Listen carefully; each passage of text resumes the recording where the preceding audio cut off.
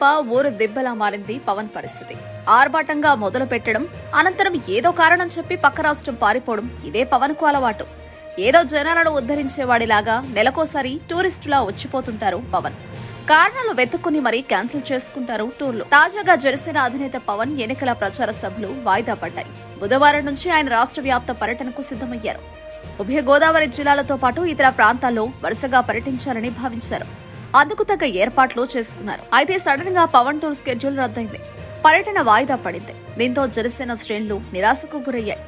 ముందుగా నిర్దేశించిన స్కెడ్యూల్ ప్రకారం పవన్ భీమవరం నుంచి తన పర్యటనను ప్రారంభిస్తారని జనసేన నాయకత్వం ప్రకటించింది. ముందుగా తూర్పు గోదావరి జిల్లాలో పర్యటన పూర్తి చేస్తారని, తర్వాత మిగతా ప్రాంతాల్లో తిరగనున్నారని చెప్పుకొచ్చారు. కానీ ఇప్పుడు ఉన్నపలంగా ఈ స్కెడ్యూల్ రద్దయింది. త్వరలో రాష్ట్ర పర్యటనలకు సంబంధించి స్కెడ్యూల్ విడుదల చేస్తామని జనసేన నాయకత్వం చెబుతోంది. తెలుగుదేశం పార్టీతో జనసేన పొత్తు కుదిరిన సంగతి తెలిసిందే.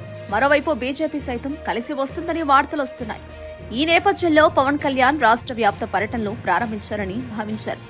టీడీపీ శ్రేణులతో సమన్వయం, జనసేన పోటీ చేయబోయే నియోజకవర్గాల విషయంలో స్పష్టతనివ్వడం తదితర అంశాలతో పవన్ పర్యటన సాగుతుందని జనసేన వర్గాలు చెప్పుకొచ్చాయి. అటు రాష్ట్ర పర్యటనకు పవన్ ప్రత్యేక హెలికాప్టర్ సైతం సిద్ధం చేసుకున్నారని తెలుస్తోంది.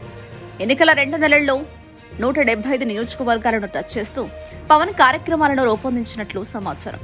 హెలికాప్టర్ ల్యాండింగ్ కు అనుమతి రాకపోవడంతో పవన్ పర్యటన వాయిదా పడిందట. సాంకేతిక కారణాలతో జనసేన అధినేత పవన్ పర్యటన స్కెడ్యూల్ వాయిదా వేసుకున్నారని సమాచారం. భీమవరం నుంచి పర్యటన ప్రారంభించారని పవన్ భావించారు. అయితే దానికి R&B అధికారులు అడ్డుకున్నారు.